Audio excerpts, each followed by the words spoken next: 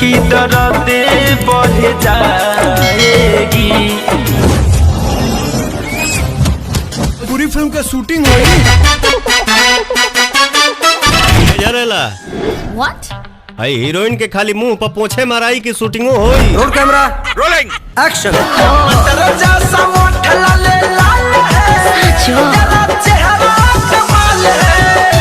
बंद करो शूटिंग। कारे भोसड़िया भाई ये शूटिंग के चक्कर में हमरा खेत का तो मातारी चौथा लाता नहीं है।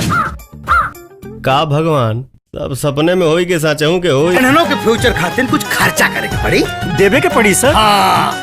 कितना ले खर्चा हो जी फिल्म में? लगभग 20 लाख रुपए।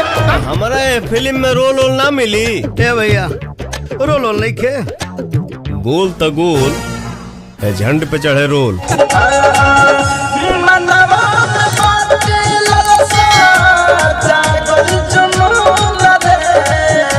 बंदे का कही रह गला 100 दिन कहा रहा तू हो केहू अश्लील गा के आगे बढ़ गई तो तू हो गई बा।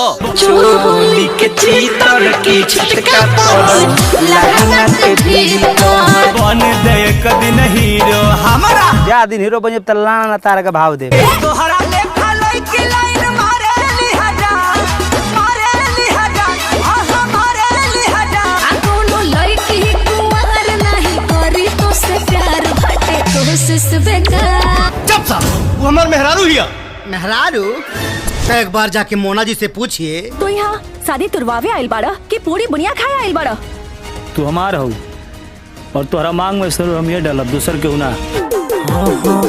फुलवा गुलाब के तू बड़ी फुलवा रे कैसे जान के हो उनके समारे।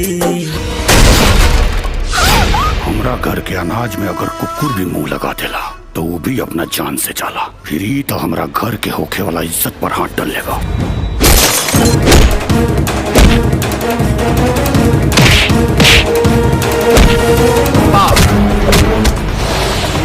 सपनों में रोज याद आवेलू तू तो दिलवा हमार धड़कावेलू।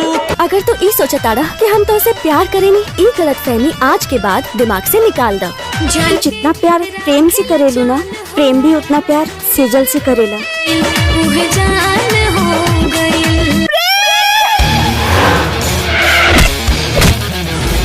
लठिया सारा हबी उठवा गुलाबी सबके पिला दे बुका।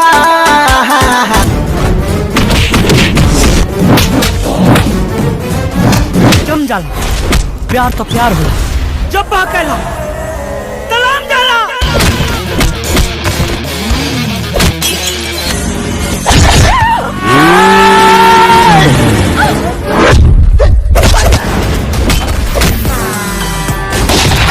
भीतर से मिजाज भइल पानी पानी हो पानी पानी हो।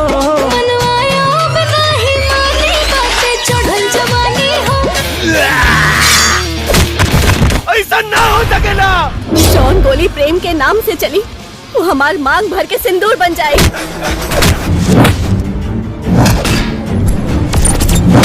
ससुरा के बकलोल खानी सूरत बा हीरोइन से ब्याह करे कहता हमर पाला से।